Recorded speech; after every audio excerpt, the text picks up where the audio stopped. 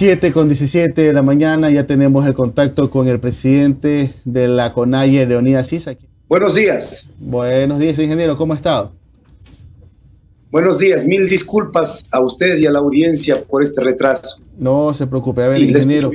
Estoy con Fernando Casado y con Noris Arroyave. Muchas gracias por estar en un café con JJ. Mire, lo hemos invitado porque más allá de la coyuntura electoral, yo sé que todas las portadas están vinculadas al tema electoral, que ya el día lunes tenemos que ir a las urnas. Hay temas que están ahí, hay temas como la seguridad, hay temas como una crisis económica, hay temas de corrupción, pero también, y es importante saber qué ha pasado con las famosas mesas de diálogo con las que se cerró el año pasado, con las que ustedes como dirigencia de la CONAIE se dieron 3 meses de plazo para poderlas evaluar, para poder ver si se ha concretado algo. ¿Qué ha pasado con esas mesas y esos acuerdos? Creo que eran más de 200 acuerdos que se hablaban con el gobierno. ¿Qué ha pasado con estos acuerdos? Bueno, buenos días, audiencia. Se tiene hasta ahora en todas las mesas de diálogo, para todos los acuerdos de los 218 que sobre la misma estadística del mismo gobierno, tenemos una comisión de seguimiento. Y esas comisiones de seguimiento nos dan a conocer cada semana sobre la implementación. Ahí ya no se entra a discutir absolutamente nada porque ya está acordado. Pero muchos de esos acuerdos han quedado solo en el documento, como por ejemplo el tema de alivio financiero, el tema de subsidios, el tema de extractivismo, que es lo más candente en este momento, que incluso por esta situación nosotros hemos hecho pronunciamientos fuertes, donde en la mesa se quedó, por ejemplo, se deja un tiempo de moratoria mientras se construya la ley, pero el gobierno nacional jamás quiso cumplir con esto.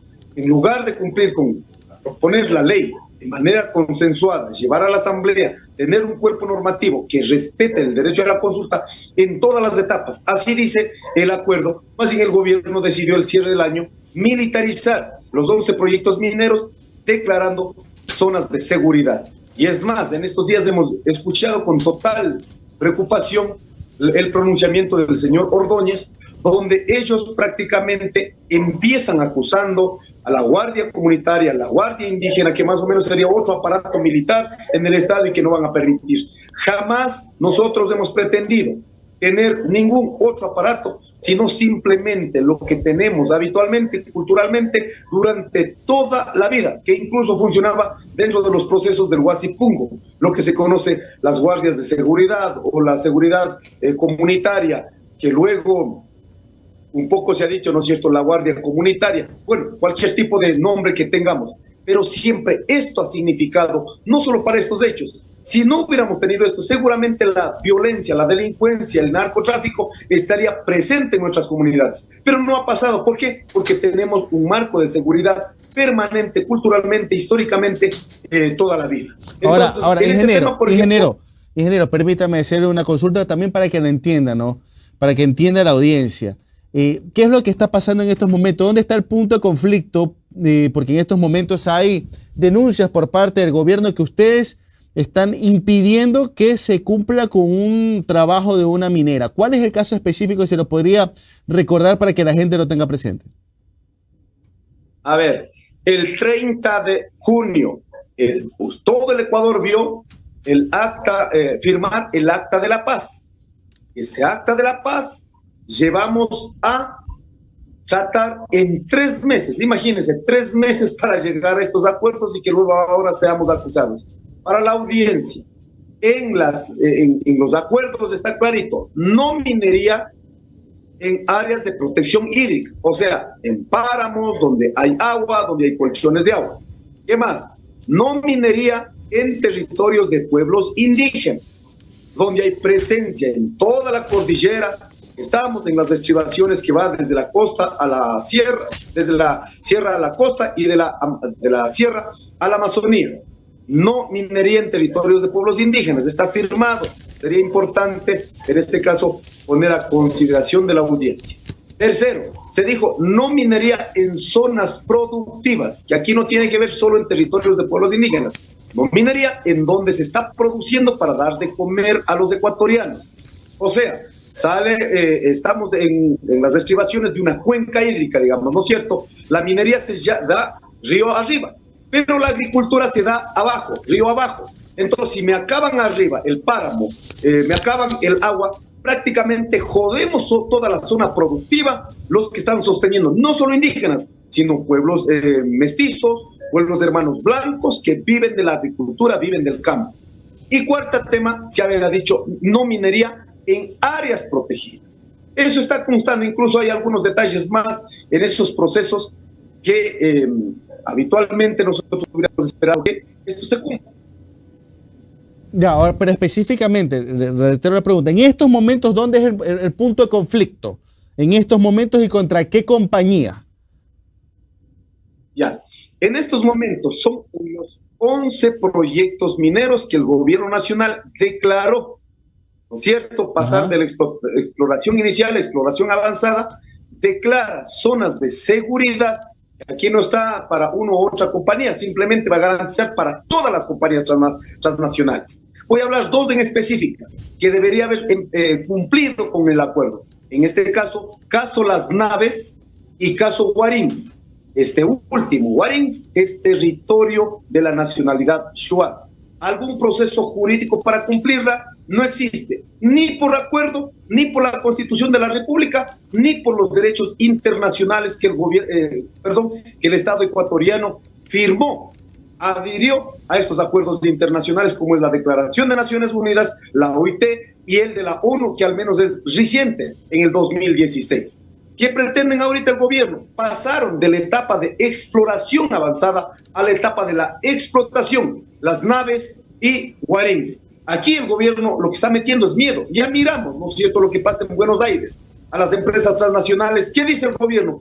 Vamos a garantizar la seguridad jurídica. Es lo que ha manejado el discurso a nivel internacional. Y nosotros hemos dicho, muy bien, presidente de la República, nosotros de la misma manera vamos a luchar para que se cuide, en este caso, la seguridad jurídica también de los ecuatorianos, también de los pueblos indígenas, que está garantizado en la Constitución. Entonces, en estos dos proyectos mineros, y miremos lo que está pasando en Buenos Aires, por eso yo he sido enfático, la minería ilegal es una estrategia del mismo gobierno, hacen con total planificación el ingreso, coordinada seguramente con las transnacionales. ¿Por qué? Porque ese es el pretexto que en este momento están utilizando en Buenos Aires. Meten militares, meten policías, dicen vamos a controlar, en este caso, de la minería ilegal. Y frente a la minería ilegal, garantizan con toda la seguridad, pagado por los ecuatorianos, a las empresas transnacionales privadas, garantizan en este caso para que desarrolle las empresas transnacionales, supuestamente, entre comillas, la minería legal. Buenos días, Leónidas. Fernando Casado les saluda. Yo quería preguntarle si esta falta de implementación de los acuerdos, ¿cree usted que tendría la intención, directa o indirecta, de cansarle al movimiento indígena y al movimiento de la CONAIE? Que de alguna manera, al final, prolongar en el tiempo los acuerdos, la falta de implementación, trata de desmoralizarles, de demovilizarles, y que de esa manera, al final, ni se implementen los acuerdos, pero al mismo tiempo que ustedes tampoco tengan en el largo plazo capacidad de reacción. Sí puede ser dentro de la estrategia del gobierno nacional, pero sepan que el movimiento indígena no va a cansar. 500 años hemos luchado y no nos hemos cansado, así que si es que esa es la estrategia, incluso otros gobiernos de turno intentaron crear otra CONAIE, dividir nuestras estructuras organizativas. No les ha funcionado jamás, así que tenemos consolidado nuestras estructuras organizativas. Si la estrategia es desmoralizar, desmovilizar, dividir, en este caso generar un caos, eso no va a suceder. Más bien nos va a permitir consolidar con mucha más fuerza. Ese sí es que es la estrategia. Pero lo que vemos es que para ellos el diálogo jamás fue para dar resultados, sino fue una estrategia, eso sí, de comunicación. Porque si miramos, ¿cierto? Sacaron un libro sin haber cumplido. O sea, lo que está escrito para promocionarse a nivel nacional y a nivel internacional, poniendo como el único y el mejor ejemplo en todo el continente. Hubiera sido de verdad un salto cualitativo en el sistema democrático del Ecuador para el mundo, en la medida que cada acuerdo tenga una vigencia, en cada acuerdo se cumple, en cada acuerdo haya responsabilidad por el gobierno. No nos olvidemos, el gobierno nacional ahora se aprovecha del documento del diálogo, sale a ruedas internacionales, hace el libro, pero el gobierno nacional jamás, el presidente sobre todo, el presidente de la República, jamás tuvo la voluntad de sentar a dialogar, jamás. Entonces, Leónidas, de alguna forma usted lo que está diciendo es que todo acuerdo implica que exista buena fe. Y en estos acuerdos probablemente el gobierno desde el principio tuvo falta de buena fe.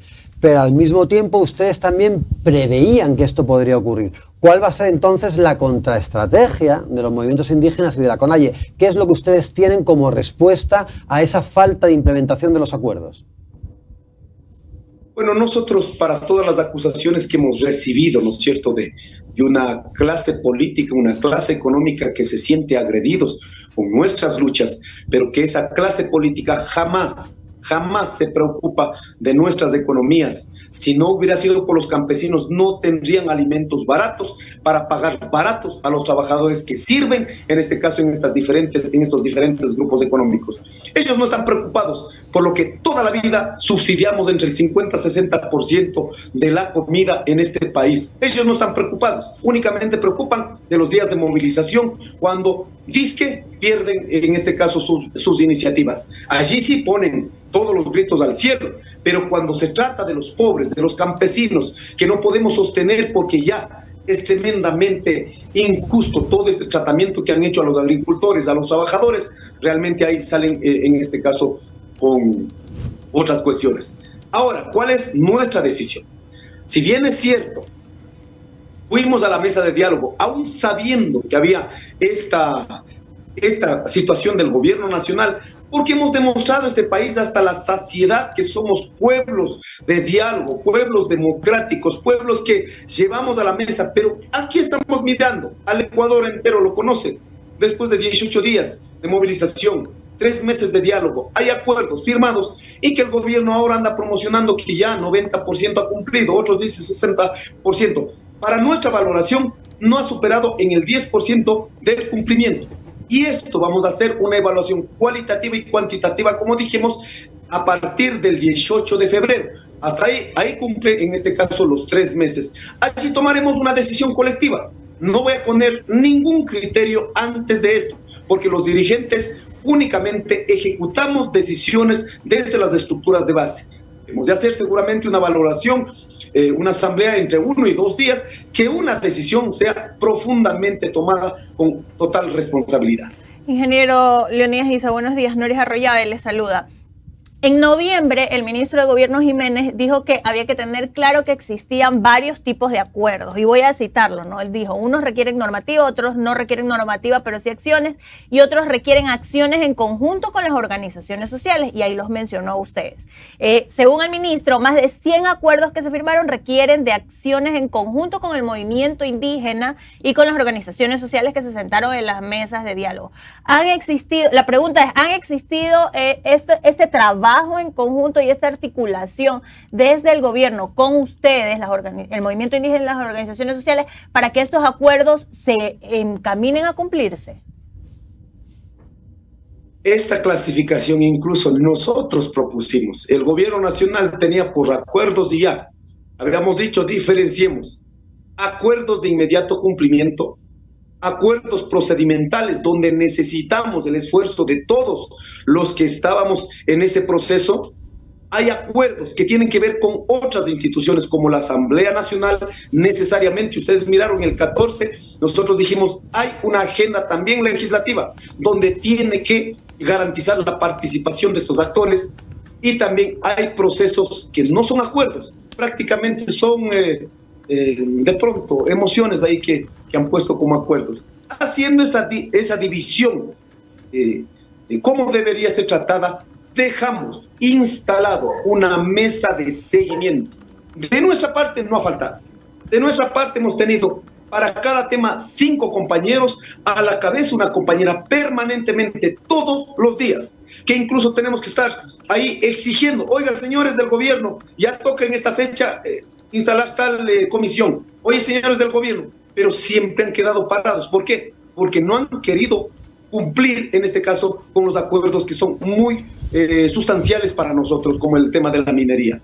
Por eso, en algunos casos, como el tema de derechos colectivos, se dijo con absoluta claridad en la sierra del diálogo sobre el tema de educación intercultural bilingüe. Si bien es cierto, se fue un compañero en años anteriores, pero él no está respondiendo a la educación propia. Dejó politizar, es manejado por la ministra. Por lo tanto, para avanzar al proceso de institucionalización, luego de la reforma de la educación, intercultural bilingüe, ¿no es cierto? En la reforma debe cambiar, en este caso, a la autoridad para institucionalizar de acuerdo a lo que han decidido los pueblos y las nacionalidades. En esto no ha pasado nada, más bien hay una imposición en el tema, y así otros temas podemos ir desarrollando que el gobierno nacional ha tenido una participación bastante limitada. De nuestra parte, todos los días, todas las semanas, hay una comisión de seguimiento para que no tengamos ningún pretexto frente a esto. Ok, en la mesa de empleo y derechos laborales, en teoría es una de las mesas que es uno de los temas en los que más ha avanzado en cumplimiento. ¿Realmente esto ha pasado? Bueno, de verdad, para el gobierno nacional todo ha avanzado. En derechos de salud también ha avanzado, en derechos de educación también ha avanzado. Pero lo que para nosotros, en cambio, no aparece esta situación. Y es más, muchos de los acuerdos sobre derechos laborales que se articuló con otros colectivos que no son bases del movimiento indígena, pero que salimos juntos a las calles y que eso quedó planteado en las mesas, muchos de esos no se están cumpliendo. Ahora mismo faltaría el tiempo para detallar uno por uno de los 218 acuerdos procedimentales, todo el tratamiento que se ha dado, para ir explicando, pero esto sí lo vamos a hacer el 18 de febrero, donde se dará a conocer acuerdo por acuerdo, cuál se ha cumplido, cuál no se ha cumplido y el porcentaje que sea la ciudadanía, el pueblo ecuatoriano, los que den esa valoración. Ingeniero, a ver, antes de concluir la entrevista, quisiéramos analizar el tema de Pachacútec. A ver, ustedes han hecho, por ejemplo, para la consulta popular desde la CONAIE están haciendo un llamado de 8 veces no. Una decisión que acogió a Pachacútec como bloque de asambleístas, pero una vez más se ve esta diferencia de posturas al interior de Pachacútec. Ustedes en otras ocasiones han pedido una purga, una limpieza al interior del bloque porque consideran que ciertos legisladores no están en la línea de las luchas del movimiento. Pero también hay asambleístas que le están respondiendo directamente a usted, Sofía Sánchez, Ricardo Vanegas, que aparte ellos están apoyando en ciertas preguntas el sí para la consulta popular, pero a usted de vez en cuando le dedican sus palabras de cariño en el pleno, cuando dicen que a mí no me van a venir a dar órdenes desde Cotopaxi. Tuvo una clara alusión a lo que es el territorio de donde usted proviene. ¿Qué pasa en Pachacútec? ¿Usted tiene línea directa con la gente en Pachacútec o hay intermediarios porque no hay una buena comunicación con el bloque parlamentario? Y solamente le consulto esto y si me puede ayudar, ¿qué pasó con la elección del nuevo coordinador? ¿Para cuándo quedó o cuándo se va a realizar? Sí, a ver, si esto hubiera pasado en el 2008, 2009, un poco más atrás, esto estaban cortados de inicio. No nos olvidemos, actos de corrupción, o de pronto engañados incluso algunos asambleístas, lo que pasaba en los años 98, por ejemplo, la CONAIE Pachacútec cogió y les expulsó, punto final, acabó el asunto, aquí no estamos dando la vuelta. Sí pasaba incluso en el tiempo de Lourdes Tibán, que era una acérrima, ¿no es cierto?, contradictoria de Correa. Cuando estaba la ley de comunicación, la CONAIE llamó y dijo, señores, aquí tienen que votar por esta ley, en esta postura. En contra del criterio de la compañera Lourdes, ella tuvo que tomar una decisión para garantizar la ley de comunicación, donde se peleaba la distribución también para los medios comunitarios. Cuando ha habido respeto, han tenido que allanar a las decisiones de las organizaciones. Se han dado ultimátum. Pero ahora, compañeros, perdónenme, hacen lo que les dé la gana. Por eso, yo fui la semana pasada muy duro.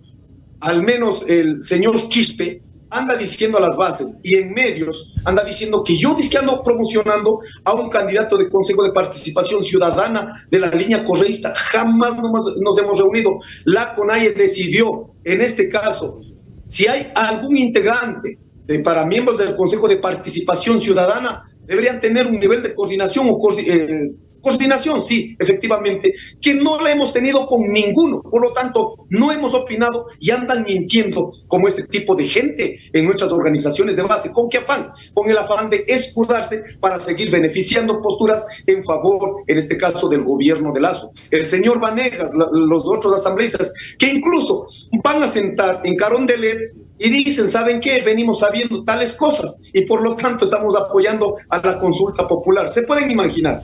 Por eso hemos dicho el movimiento Pachacuti, aquí no es de la estructura del Pachacuti. El problema es la conducción, y lo digo nuevamente con fuerza, porque si no, uno no puede quedar cargando esos actos de irresponsabilidad, esos actos que no han conducido a consolidar en este momento. Ahora, yo he visitado en este momento ya 16 provincias en el tema de la consulta y en el tema del movimiento Pachacuti. Hay una molestia. Si hubiera sido una postura mucho más clara de los asambleístas, seguramente ahora teníamos mucho más del apoyo popular para el movimiento Pachacuti. Pero los asambleístas no están pensando como movimiento. Ellos están poniendo pretextos, dañando la posibilidad de que el movimiento Pachacuti consolide. ¿Con qué? Porque tienen actos directamente vinculados a defender un proyecto político, no del movimiento indígena, no de los sectores populares. Con cualquier pretexto lo están haciendo a favor del gobierno nacional que sostiene la política neoliberal. Y esto lo digo, soy de Pachacuti, no beneficio a ningún otro partido político con mis comentarios como presidente de la CONAIE. Por eso hemos visitado para consolidar más la unidad orgánica entre Pachacuti y la CONAIE. Pero hay que hacer esta crítica hacia adentro, esta crítica a los asambleístas que realmente deben cumplir con lo que firmaron el día que aceptaron ser candidatos del movimiento Pachacuti. Si no están cómodos con la postura del movimiento indígena, de los sectores populares, que siempre hemos luchado toda la vida en esta postura de mantener esta unidad con los sectores populares, por favor, tengan dignidad, desafilien y vayan y pidan ser afiliados del gobierno nacional. Creo que estamos en un país democrático. ¿Para cuándo quedó, ingeniero? Ingeniero, ¿para cuándo quedó la elección del coordinador? Que en teoría era el año pasado. ¿Para cuándo quedó? Sí, efectivamente, legalmente ya están prorrogados. Seguramente esto va a pasar después de las elecciones. Habrá un consejo político, ahí se definirá ya la fecha. Ya, nosotros ingeniero, vamos a estar pendientes, nosotros vamos a participar de manera decisiva, de manera determinante en el Congreso de Pachacuti. Ya no queremos estas vicisitudes, sino tiene que haber una decisión que permita consensuar, que permita tener un proyecto político claro. Yo no les entiendo de cuándo acá cuadros de la derecha que benefician a los cuadros, que incluso acusan a nosotros de apoyar, o lo que sea, ¿no es cierto?, otros partidos políticos, pero ellos fueron beneficiarios del gobierno de Correa, como el señor Vanegas. ¿Cuántos millones de dólares sacaron? Incluso salió en un problema, ¿no es cierto?, de la Contraloría. Señores, salieron a explicar que no ha habido nada, pero fueron beneficiarios. Pues señores, nosotros no hemos beneficiado un centavo. En todos los gobiernos de turno hemos estado luchando. Por eso el Congreso del Movimiento Pachacuti tiene que ser para depurar, pero también tiene que ser para mirar hacia adelante cuál es el país que queremos cambiar, no teniendo a nombre de la pluralidad, a nombre de la unidad en la diversidad, realmente teniendo cuadros que desde nuestra fuerza de lucha acaben defendiendo posturas neoliberales. Ingeniero, de manera muy concreta y en honor al tiempo, porque arrancamos un poquito desfasada la entrevista, ¿qué va a pasar con la CONAIE si gana el sí en la consulta popular? ¿Cómo lo pronostican la mayoría de encuestas? Bueno, nosotros estamos metiendo todo el ñeque por el tema del no.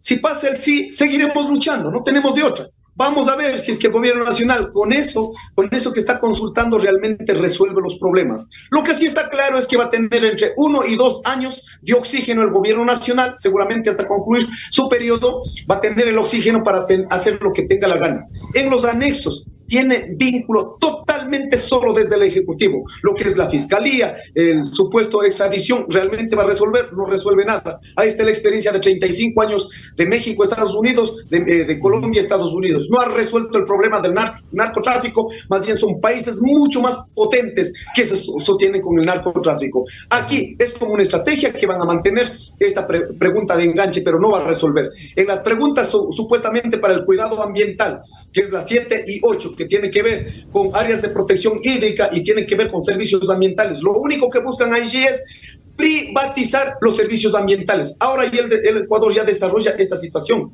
En el tema de reducir los asambleístas, lo único que están buscando es que haya representación a nivel nacional de los asambleístas y reducir o quitar, incluso quitar la representación de las provincias más pequeñas. Si el pueblo ecuatoriano cree que ese sistema corrupto político de nuestro país va a resolver con esas representaciones cerradas que no darán opciones a más representaciones, pues estará dispuesto a votarla.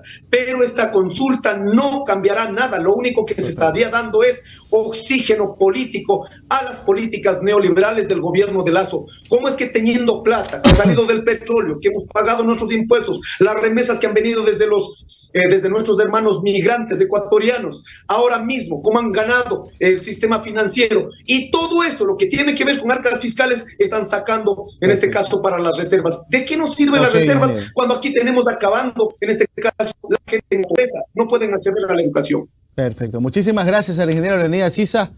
Disculpando también a la audiencia que dice 7:44, están cerrando. Tuvimos un desfase al principio de la entrevista, pero bueno. Muchas gracias, ingeniero, por su tiempo. Un abrazo, muchas gracias a todos los ecuatorianos. 8 veces no cambiará la vida. Aquí vamos a cambiar solo si acabamos con las injusticias. Y para ello, los que siempre han beneficiado, solo estamos pidiendo que paguen que todos los ecuatorianos, todos los pobres, pagamos los impuestos. Aquí no puede seguir habiendo remisiones tributarias, ni pueden haber cada año evasión tributaria en más de $7,000, perdón. Allí están los problemas para resolver los problemas de inequidad. Un abrazo a todos y todas. Muchas gracias, Leonidas Issa, el presidente de la CONAIE. 7:44, nos vamos a nuestra última pausa, luego retornamos con Miriam Rosero, candidata.